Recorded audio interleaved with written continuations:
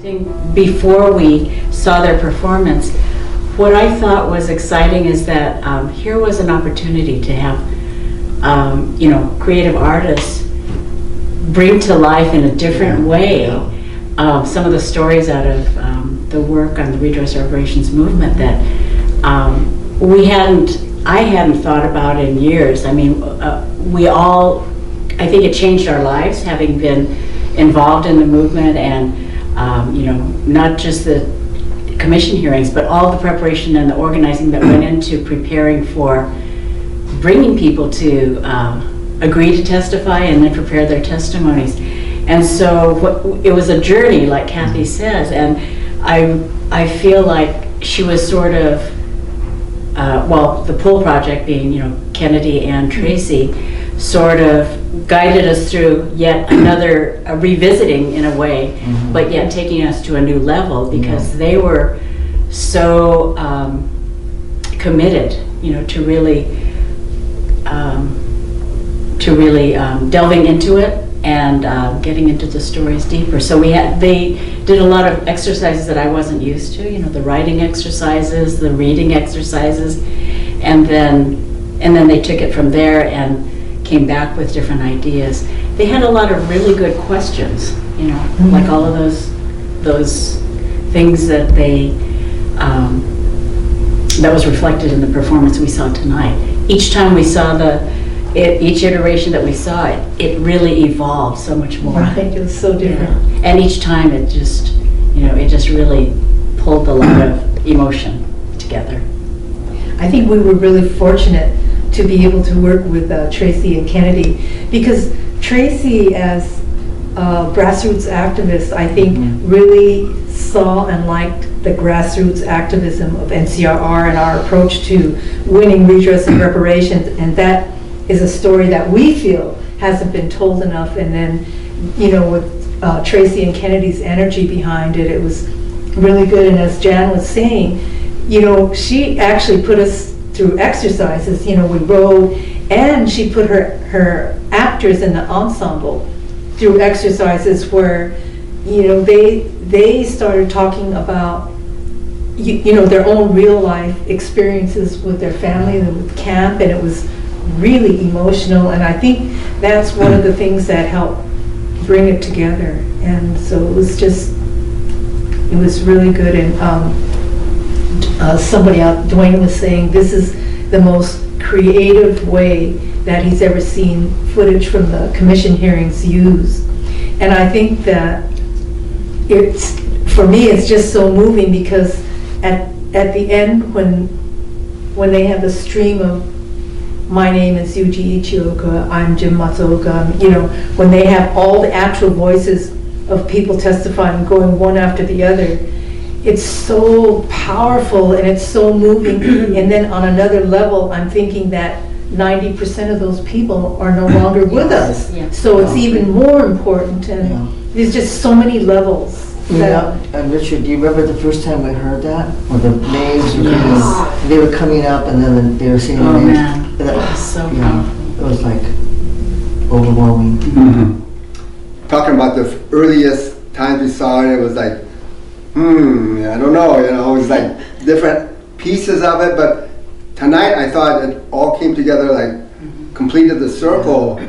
One was Tracy's connection with her grandfather, because you could feel that coming out in some of the early iterations and all that, but it's kind of like tonight, it was like it all came together about, what it meant to her in terms of her father not being able to see, redress, come to fruition and all.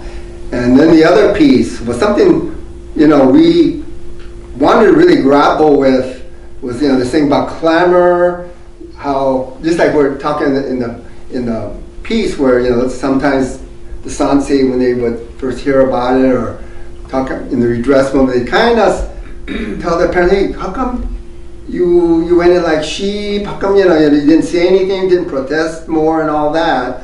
But I think at the same time, we didn't want to disrespect people who felt that they had to keep it in and all that. So I thought that was really good where the Sharon Omi's character was able to talk about how, hey, it was kind of like a sense of being magnanimous or rising above, like even someone who shat upon you kind of thing. It was like, we can still, return in the sense, give some love back to that person, even though that person may not necessarily deserve it and all, but I thought that piece really completed the circle. And I think because before, I almost was thinking the character was so angry, but then with this Sharon Omi piece, it really gave a perspective of how people from a different viewpoint, where they were coming from. I thought it was just really, that was really good. I think the other good part about that is also the character of Eddie, and saying that people do show up in different ways, which I think is important today. That was a good. Yeah, because we're not black and white. I think Yeah. there are different ways that people support, and I think we learned that through Redress too. Yes. People were just Right. at the Yes. hearings, and Right. people just Yeah. whatever, and it changed people, even people just sitting there. Right. So yeah, that and even seeing the performance tonight, I started thinking it's not like we know the story, but it still gave you new thoughts and new ideas about today and about who's telling our story, right? Yeah. So I kind of feel like we still have to fight. That fight is still there to tell our story, for us to tell it. So. Guys, I think the question came up earlier about how is this transformative for you, for me personally? And I think for me, I feel kind of like I'm still feeling that tension of, all the different things that are pulling us in different directions, while at the same time, things have to come out. The stories need to be told.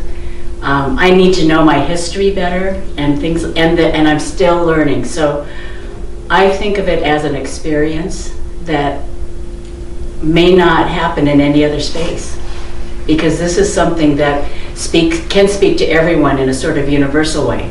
So it's not an academic experience, and it's not a discussion group, or it's not a reading. It's sort of an experience that you can't help. I don't think anyone I know could help feeling, gaining something from the feeling they get in the experience of being in that room. I think it also makes you feel proud, again, of what our Absolutely. community accomplished. I mean, we know about it, and so we kind of sometimes forget how significant that was, and that we are really a different community today because of that. So, but people may not know that. Yeah, And they may not understand. How would they know if it's not shared in a way, right? And then how would they know how hard it was and how much it meant for people to testify after 40 years of holding it in, 40 years of racism and oppression and, losing loved ones.